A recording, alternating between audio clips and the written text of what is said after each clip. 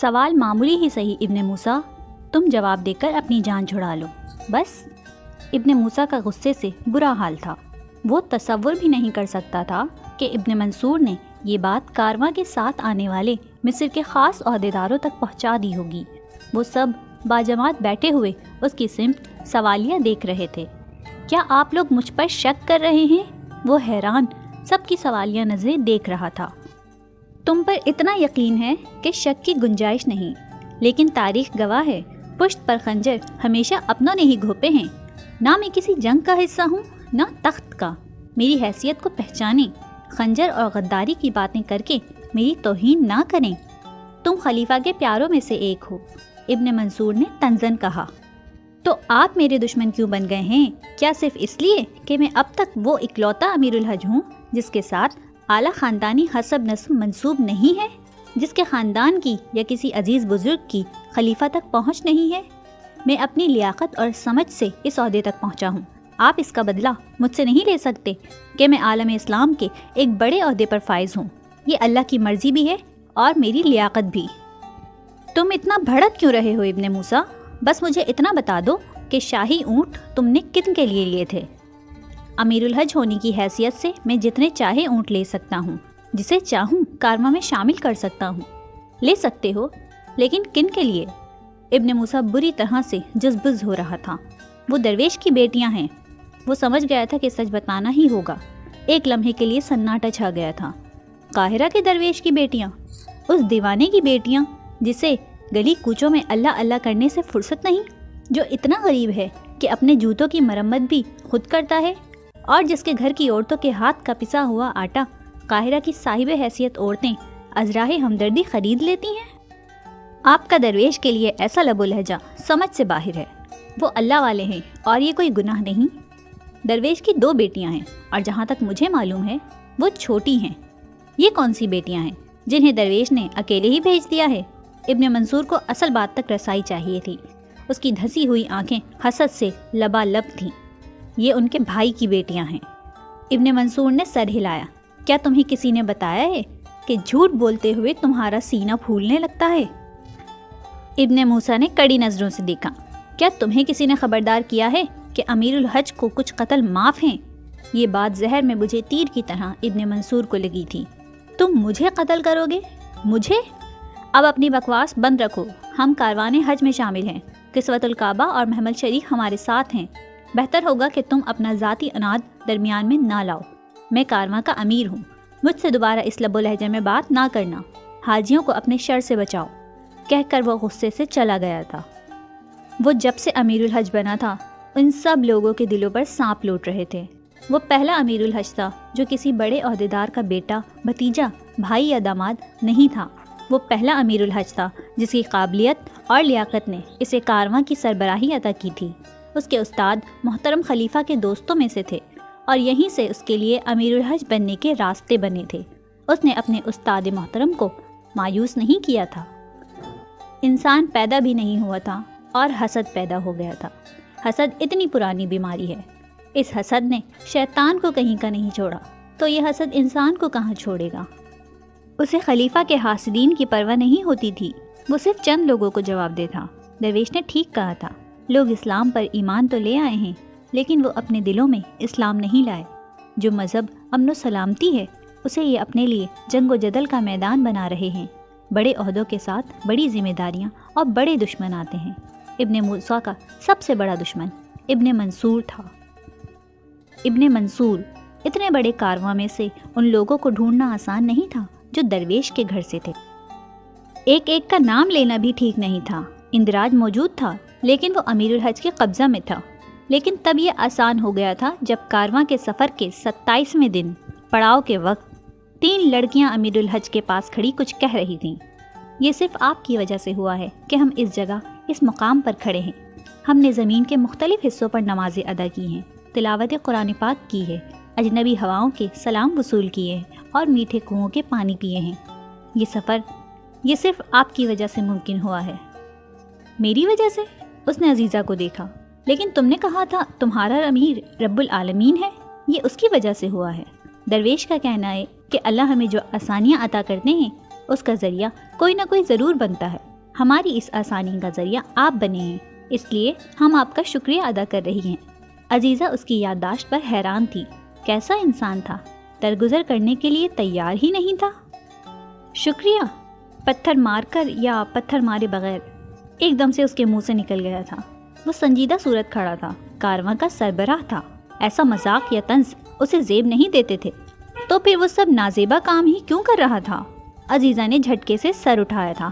ایک معمولی سا پتھر تھا، بھول بھی جائیں اسے۔ وہ شرمندہ کم ہوئی تھی، بل زیادہ کھایا تھا۔ جنت اور آمنہ خاموش کھڑی تھیں، لیکن دل ہی دل میں ہنس رہی تھیں۔ عزیزہ کتنی جلدی بھڑک اٹھتی ہے، آمنہ سوچ رہی تھی۔ پتھر تو معمولی ہی ہوتے ہیں، لیکن جس نیت سے مارے جاتے ہیں وہ نیت غیر معمولی ہوتی ہے۔ ابن موسیٰ نے بات کہہ کر حیرت سے اپنی بات کو محسوس کیا۔ وہ ایسی باتیں ایک لڑکی سے کیسے کر سکتا ہے؟ اتنا شرمندہ کس لیے کرنا؟ میں کوئی شیطان تو نہیں تھا جسے کنکر مارا؟ کہنے سے باز وہ پھر بھی نہیں رہا تھا۔ عزیزہ کی سمجھ میں نہیں آیا کہ وہ کیا کرے، کہاں جا چھپے۔ اکثر ایسا ہوتا ہے کہ جب ہمیں ٹھوکر لگتی ہے تو ہم ذرا سنبھل کر چلنے لگتے ہیں۔ ٹھوکر اور کنکر میں فرق ہوتا ہے۔ تم نے کہا تھا کہ مجھ پر پہاڑ اٹھا کر دے مارو گی، احرام بھی۔ جنت نے تو کچھ سنجیدگی ظاہر کر دی، لیکن آمنہ اپنی ہنسی قابو میں نہیں رکھ سکی تھی۔ وہ ایک دم سے منہ پر ہاتھ رکھ کر کھسک گئی تھی۔ عزیزہ خفت سے دونوں کو دیکھ کر رہ گئی اور امیر الحج کے قریب سے دور ہٹ گئی۔ کچھ گناہ بہت بھاری پڑتے ہیں، وہ زیر لب بڑبڑائی تھی، پاؤں جھٹک جھٹک کر چل رہی تھی۔ ابن موسیٰ مسکرائے بغیر نہیں رہ سکا تھا۔ ابن منصور بھی آنکھوں کو اندر دھسائے بغیر نہیں رہ سکا تھا۔ وہ ان چاروں کی باتیں کرتے ہوئے دیکھ رہا تھا، پھر وہ ان تینوں کے پیچھے لپکا تھا۔ درویش نے مجھ سے کہا تھا کہ میری بیٹیوں کا خیال رکھنا، لیکن میں چوک گیا۔ میں تمہارا چچا ہوں۔ درویش کا عزیز دوست ابن منصور۔ وہ ان تینوں کے قریب جا کر کھڑا ہوا تھا۔ تینوں کے چہروں پر چادر کے پلو کھینچے ہوئے تھے۔ وہ تینوں تذبذب کا شکار تھیں۔ انہیں درویش نے ایسا کچھ نہیں کہا تھا کہ کوئی ابن منصور نام کا چچا ہے، ان کا دوست تھے، لیکن پھر وہ درویش کو کیسے جانتا تھا، اور ان تینوں کو بھی؟ کوئی مشکل ہو تو تم مجھ سے کہہ سکتی ہو۔ وہ ان کے تذبذب کو دیکھ رہا تھا۔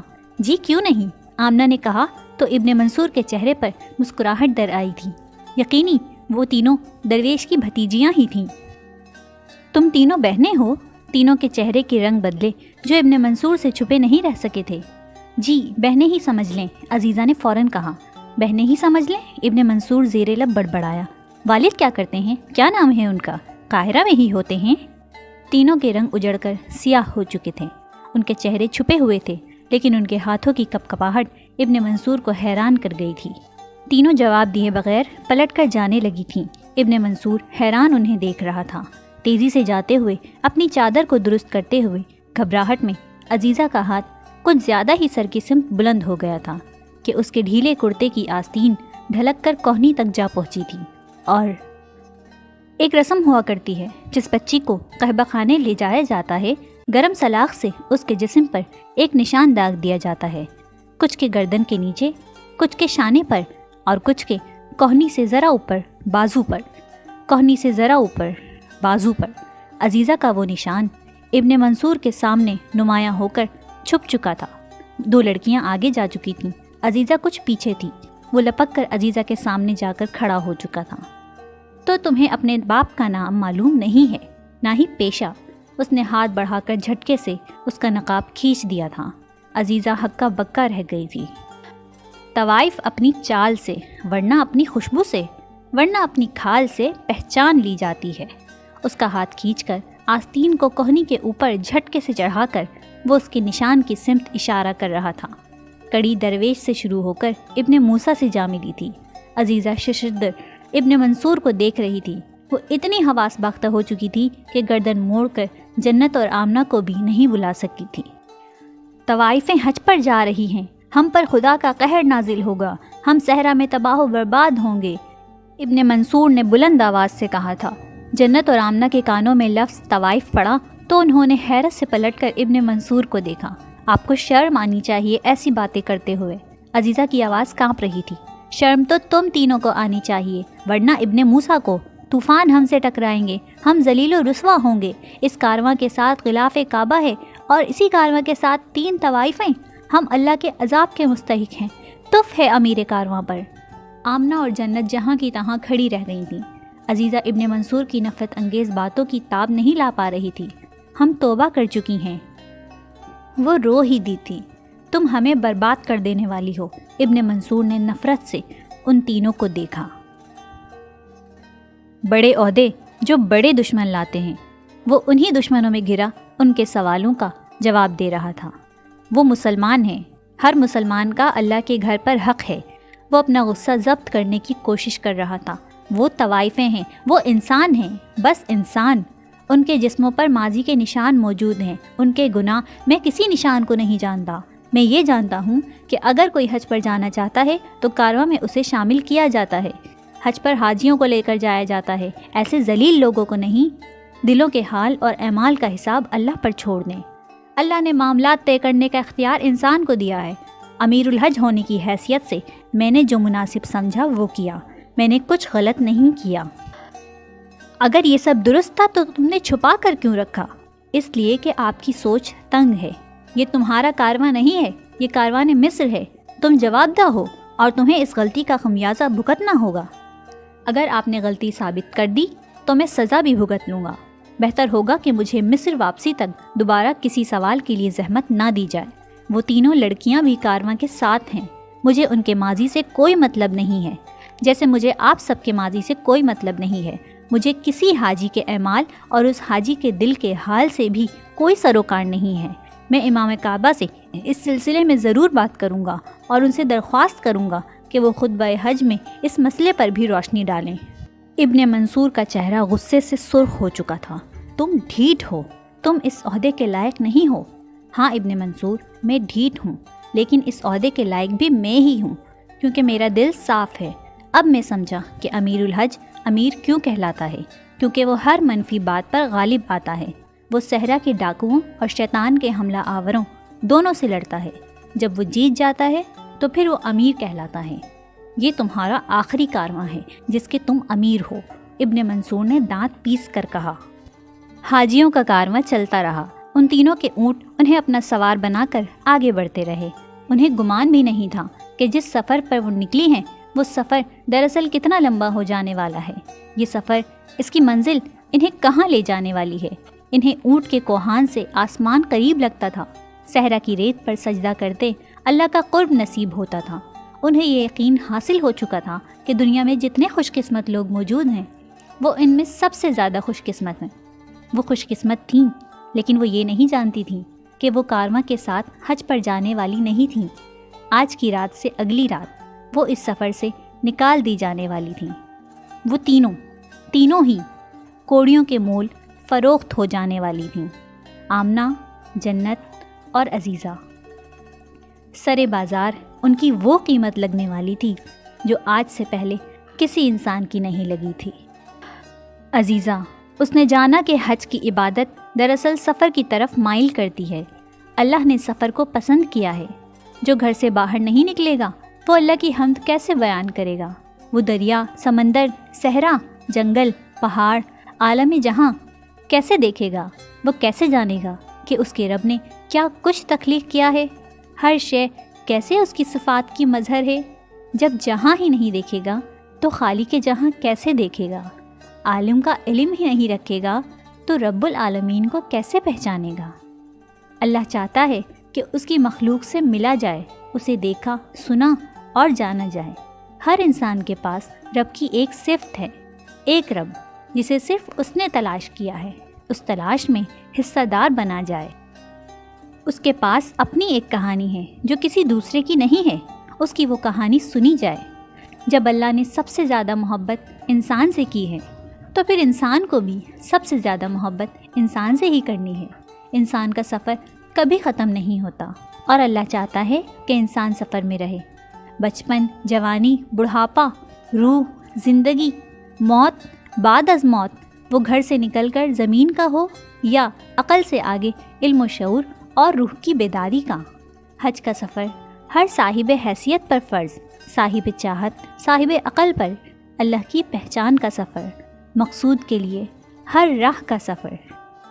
عزیزہ، اس کا جی یہ منظر دیکھ دیکھ کر بھرتا نہیں تھا کہ صحرا سجدہ گاہ ہے جس پر وہ سب سفر حج کی نماز پڑھ رہے تھے۔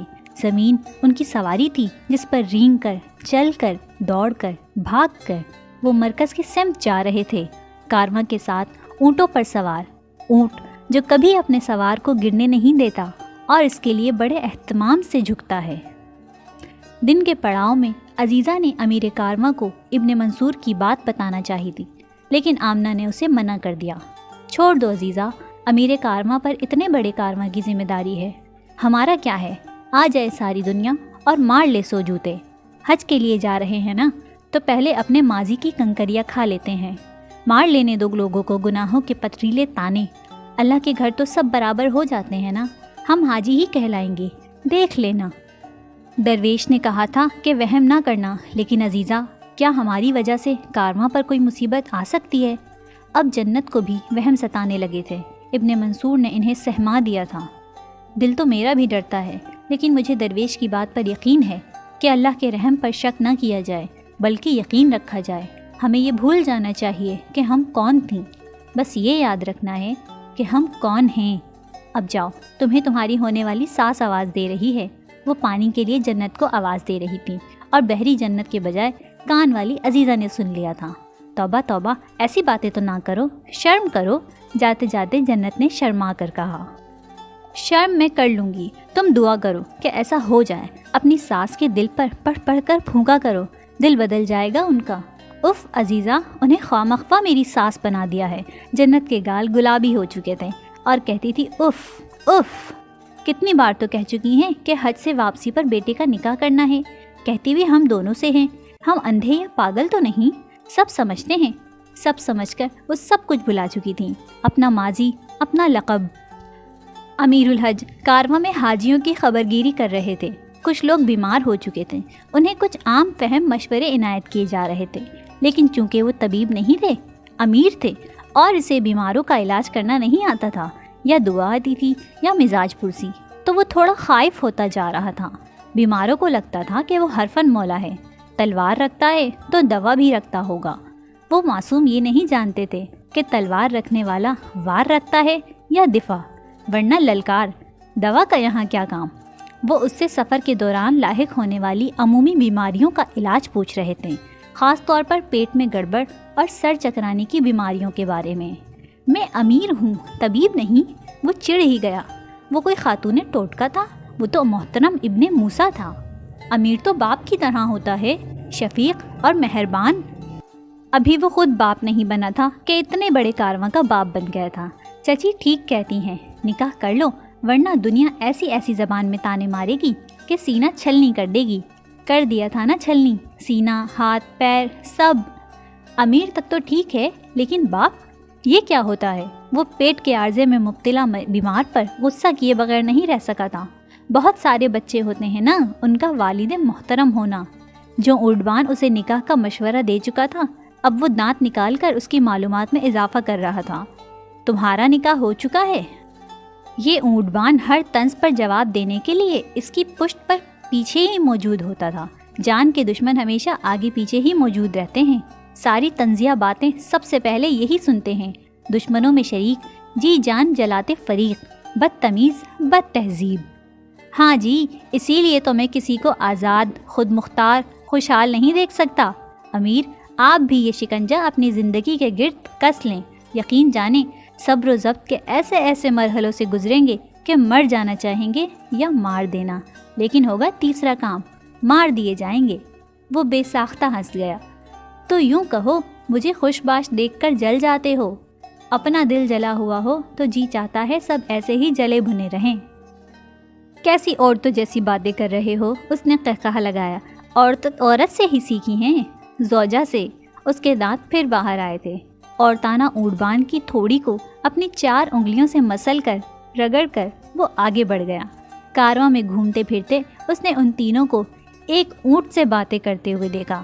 عزیزہ نے اونٹ معصوم کی مہار پکڑی ہوئی تھی، اور وہ اسے بڑی محبت سے ہولے ہولے جھٹک کر اپنے سوالوں کی طرف متوجہ کر رہی تھی۔ یعنی وہ اس سے کچھ قصے کہانیاں سننا چاہتی تھی۔ یعنی کیا اسے اونٹ کی زبان آتی تھی؟ یعنی کیا اونٹ کو اس کی زبان سمجھ میں آتی تھی؟ یعنی کیا اسے اونٹ سے ہی قصے کہانیاں سننی تھی؟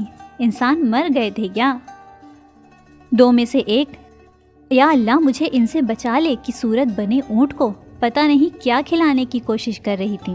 دوسری اس کا منہ کھولنے کی تگودو کر رہی تھی۔ وہ نہیں کھول رہا تھا تو جھلا کر کہہ رہی تھی، یہ تو منہ ہی نہیں کھول رہا، ہونا تو یہ چاہیے تھا کہ وہ نیچے سے اپنی لمبی ٹانگ چھوڑ دیتا جو ان میں سے کسی ایک کو تو جا کر لگتی، اور پھر وہ ان سے پوچھتا، میری جان چھوڑو گی یا یہ جہاں پر تم پر سوار ہو کر؟ عزیزہ کہتی، یقیناً یہی کہتی۔ کارواں والے جسمانی بیمار ہیں اور یہ تینوں ذہنی۔ امیر کارواں نے زیر دل کہا، یقین سے کہا۔ ذہنی بیماروں میں سے ایک بیمار عزیزہ تک اس کے تندرست ذہن کی سوچ پہنچی تھی۔ اس نے گردن موڑ کر پیچھے دیکھا، اونٹ کی منہال پکڑے دیکھا۔ ہوا کچھ تیز تھی اور اس کی چادر، اس کا لباس پیچھے کی طرف کھینچا اڑا جاتا تھا۔ امیر کارواں وہ ایک لمحے کے لیے بھول گیا تھا کہ وہ کہاں کھڑا ہے۔ عزیزہ نے چادر واپس کھینچ کر اونٹ کے ساتھ اونٹوں والی باتیں کرنی شروع کر دی تھیں، وہ باتیں جو اونٹ واقعی میں سمجھ لیتا تو رک کر عزیزہ سے کہتا، یہ کیا ہانک رہی ہیں آپ؟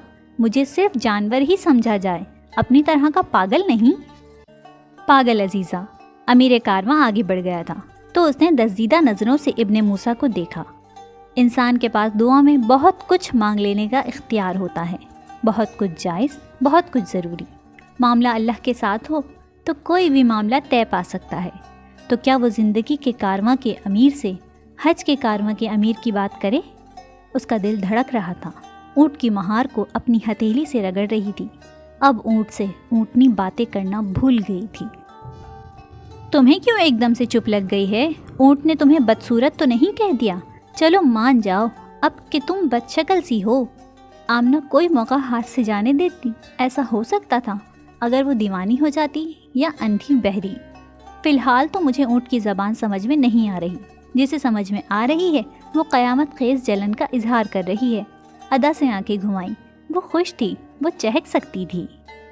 اب انسان سچ بھی نہ بولے، سچ تو ویسے یہ اونٹ بھی بولتا ہے۔ مجھے بتا رہا تھا کہ جب تم اس پر بیٹھتی ہو تو اس کا جی چاہتا ہے کہ تمہیں پٹک کر نیچے دے مارے، باقی کی ہڈیاں بے شک سلامت رہیں، لیکن ایک گردن کی ہڈی ٹوٹ جائے بس۔ تمہیں دے کر مارا تو تھا 2 بار، ایسا درویش اونٹ تک تم سے عاجز آ گیا تھا، وہ میں پھسل گئی تھی۔ یادداشت آمنہ کی بھی کمال کی تھی۔ پورے کارواں میں تم اکیلی لڑکی ہو جو اونٹ سے پھسل جاتی ہے۔ تمہاری قابلیت ہمیشہ سے ہی قابل تعریف رہی ہے۔ منہ بند رکھو اپنا، میں کاروان حج میں شامل ہوں، اللہ کے گھر جا رہی ہوں۔ تمہاری وہاں شکایت کر دی نا تو پھر نہ کہنا، اچھا یعنی تم اکیلی جا رہی ہو، شکایتیں صرف تمہاری سنی جائیں گی، میرے منہ میں تو زبان ہی نہیں ہوگی۔ تمہارے منہ میں ایک نہیں کئی زبانیں ہیں، اور خیر سے کوئی ایک بھی اچھی نہیں ہے۔ مجھ سے اچھی باتیں سیکھ لو، تمہیں میں اچھی طرح سے سبق نہ سکھا دوں؟ یہی کوئی 3-4۔ وہ آمنہ کے بال پکڑ کر کھینچ رہی تھی۔ بہت دور، بہت آگے امیر کارواں نے یہ منظر دیکھا۔ وہ دیکھ رہا تھا کہ عزیزہ میں تندی کچھ زیادہ ہی ہے۔ اگر جائز ہوتا تو شاید وہ بھی امیر کارواں بن جاتی، عالم اسلام کی پہلی خاتون امیر کارواں۔ خاتون امیر کارواں نے آمنہ کے بال نہیں چھوڑے تھے۔ آمنہ دبی چیخیں مار رہی تھی، کچھ عورتیں انہیں دیکھ کر ہنس رہی تھیں۔ تم میری جان کی دشمن ہو، آمنہ چلا رہی تھی۔ تمہاری زبان کی دشمن ہوں میں، کسی وقت سو رہی ہوگی تو کاٹ دوں گی یہ زبان، میں تمہاری یہ چوٹیاں کاٹ دوں گی، دیکھنا گنجا کر دوں گی، بچے دیکھ کر ہنسیں گے تمہیں، ہی۔ کارواں والے دیکھ کر ہنس رہے تھے، ہی۔ آمنہ باز ہی نہیں آ رہی تھی۔ عزیزہ کو اپنے بال بہت عزیز تھے نا، بالوں پر آنچ آتی تھی تو بھڑک اٹھتی تھی۔ اب بھی وہ بھڑک اٹھی تھی اور اونٹبان کے ہاتھ میں لہراتی شاخ کو کھینچ کر آمنہ کے پیچھے بھاگ رہی تھی۔